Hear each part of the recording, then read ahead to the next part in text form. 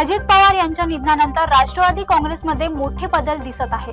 पक्षाच्या नेतृत्वासाठी सुनेत्रा पवार यांचे नाव पुढे येत असून अनेक वरिष्ठ नेत्यांचा त्यांना पाठिंबा मिळत आहे। लवकरच याबाबत अधिकृत घोषणा होण्याची शक्यता आहे।